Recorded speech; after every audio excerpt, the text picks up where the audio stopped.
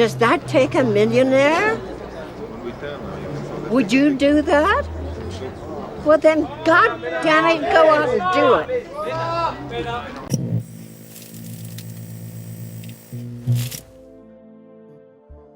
Jane Fonda's transformation from sex symbol to political activist made her one of the most despised figures in 1960s Hollywood.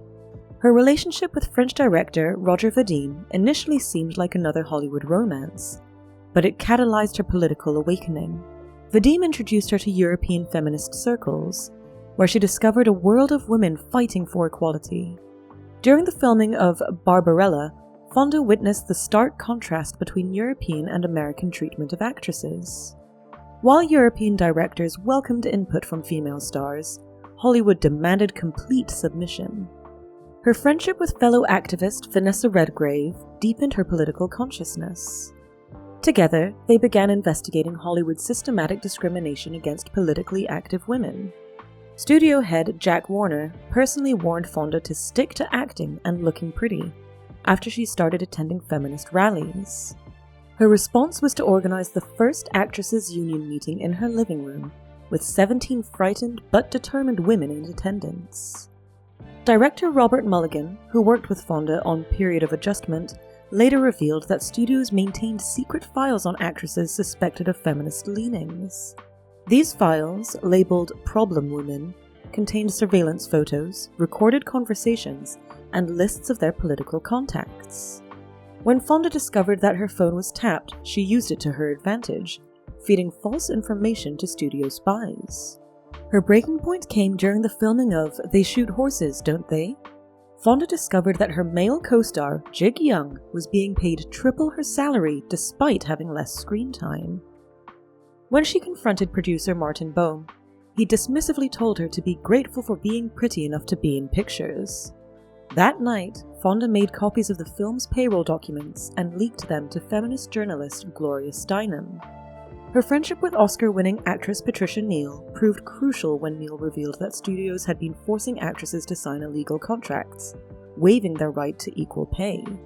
Together, they began building a case against the major studios, gathering testimony from dozens of actresses who had faced similar discrimination.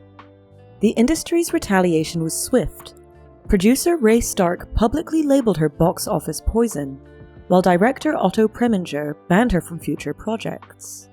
Her own father, Henry Fonda, publicly distanced himself, calling her actions unpatriotic to the industry. Undeterred, Jane established underground networks helping blacklisted actresses find work in independent productions. She converted her Malibu guesthouse into a safe haven for actresses escaping abusive studio contracts, leading the FBI to label it a subversive location. Shirley MacLaine's rebellion against Hollywood conventions started with an unlikely alliance: her friendship with reclusive star Greta Garbo. During their private meetings, Garbo shared stories of how studios had destroyed actresses who dared to challenge their authority in the 1930s.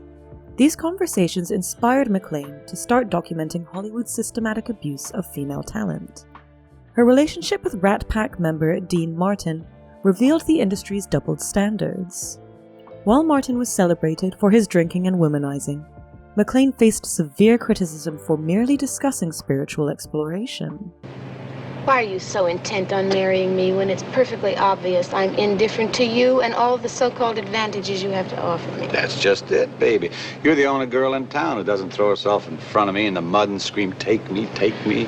During the filming of What a Way to Go, Martin defended her against studio executives who wanted to fire her for refusing to wear revealing costumes. This experience led to a deeper investigation of costume department politics, where MacLaine discovered that actresses were often coerced into wearing increasingly revealing outfits under the threat of contract termination. MacLaine's close friendship with director Billy Wilder turned sour when she refused to play stereotypical female roles. After rejecting the lead in Kiss Me Stupid due to its sexist overtones, Wilder joined the growing list of directors who labeled her difficult.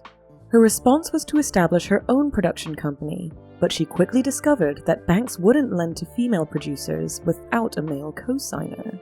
The publication of her controversial memoir coincided with a secret studio meeting, later exposed by her assistant, where executives discussed ways to contain the McLean problem. Their solution involved a coordinated press campaign questioning her mental stability.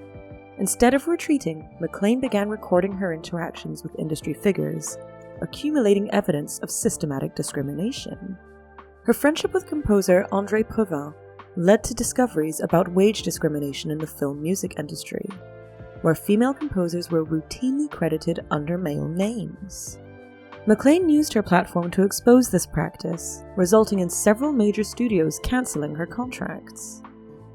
During the filming of Sweet Charity, director Bob Fosse witnessed McLean confronting a studio head about unequal pay for female dancers. The next day, her dressing room was vandalized with threatening messages. Rather than intimidating her, this incident prompted McLean to install hidden cameras throughout the studio, capturing evidence of harassment that would later become crucial in legal battles. Jane Mansfield's reputation as a dumb blonde masked a brilliant strategist who systematically exposed Hollywood's exploitation of women. Her friendship with Marilyn Monroe revealed the dark side of studio control. Monroe warned Mansfield about the studio's practice of pushing pills on actresses to maintain impossible shooting schedules. Unlike Monroe, who remained trapped in the studio system, Mansfield used this information to negotiate unprecedented control over her work schedule. Her tumultuous relationship with Mickey Hargitay demonstrated Hollywood's double standards.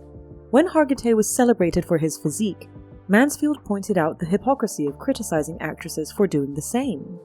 During the filming of The Girl Can't Help It, director Frank Tashlin attempted to force Mansfield into wearing painfully tight costumes. She responded by arriving on set with a doctor who documented the physical damage caused by such practices, threatening a lawsuit that would expose the industry's abusive costume requirements. Mansfield's close friendship with Sophia Loren led to a famous publicity photo where Loren was caught staring at Mansfield's décolletage.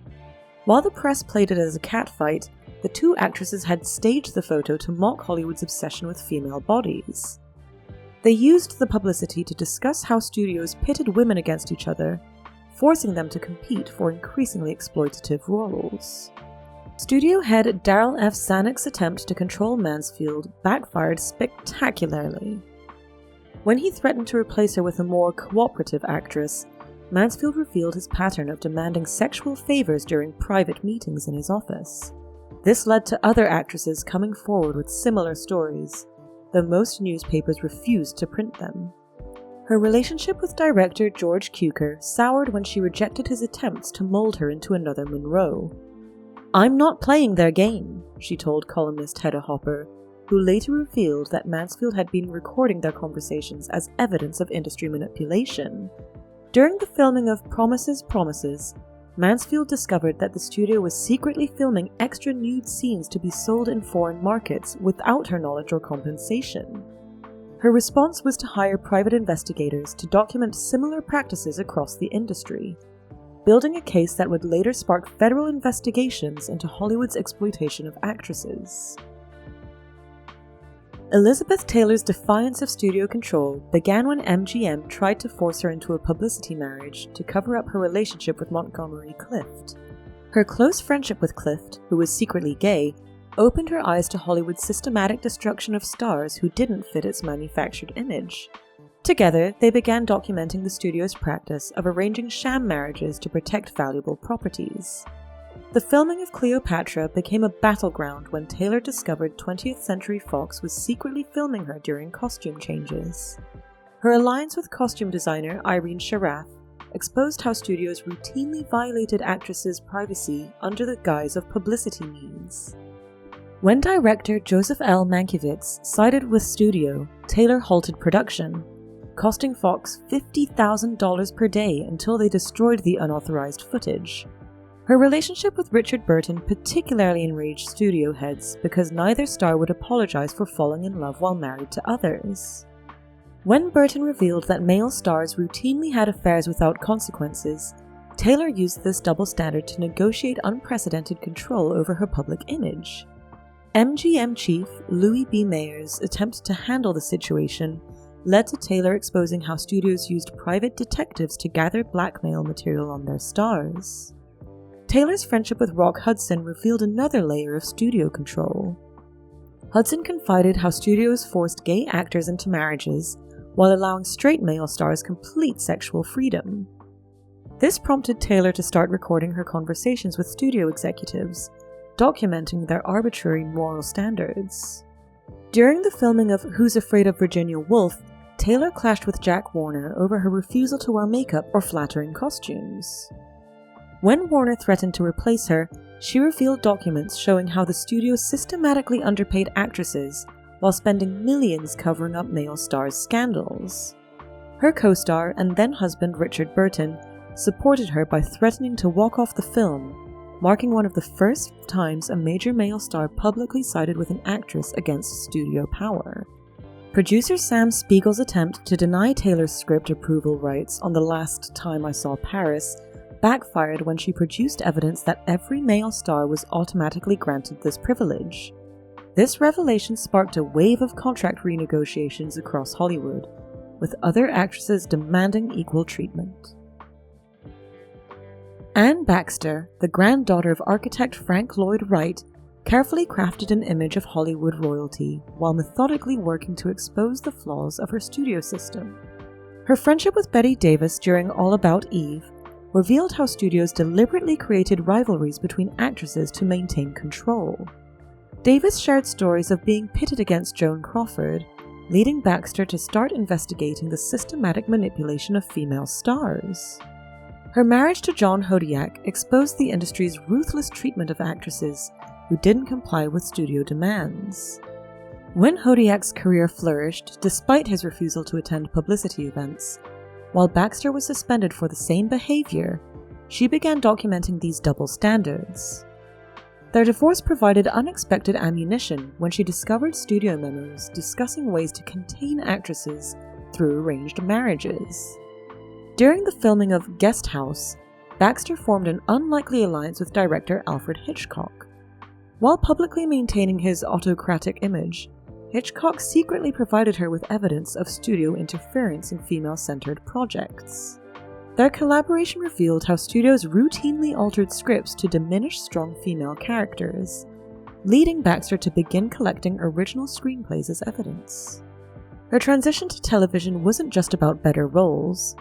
It was a strategic move to gather evidence from a different sector of the industry. Working on The Alfred Hitchcock Hour, Baxter discovered that television networks maintained risk assessment files on actresses who spoke out against discrimination. She methodically copied these files, building a comprehensive record of industry blacklisting practices. Producer Ross Hunter's attempt to force Baxter back into submissive roles led to her most significant discovery.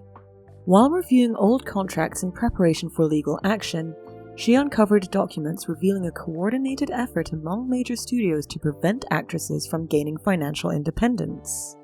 These papers detailed how studios systematically underpaid women, denied them producing credits, and blocked them from starting their own production companies. Her final television role in East Side, West Side brought her into contact with script supervisor Betty Wilcox, who had been secretly documenting discriminatory practices for decades. Wilcox provided Baxter with proof that studios maintained two separate pay scales, one for male actors and another for females, while publicly claiming salary parity. Before her death, Baxter arranged for her extensive collection of evidence to be delivered to investigative journalist Seymour Hersh. The documents included studio memos outlining strategies to discredit actresses who demanded equal treatment, secretly recorded conversations with studio heads admitting to discriminatory practices, and detailed accounts of how the industry systematically destroyed women who challenged its authority. The final memo, dated 1965, revealed that major studios had jointly established a secret fund to finance surveillance and intimidation of problematic actresses, with Baxter's name appearing at the top of their watch list.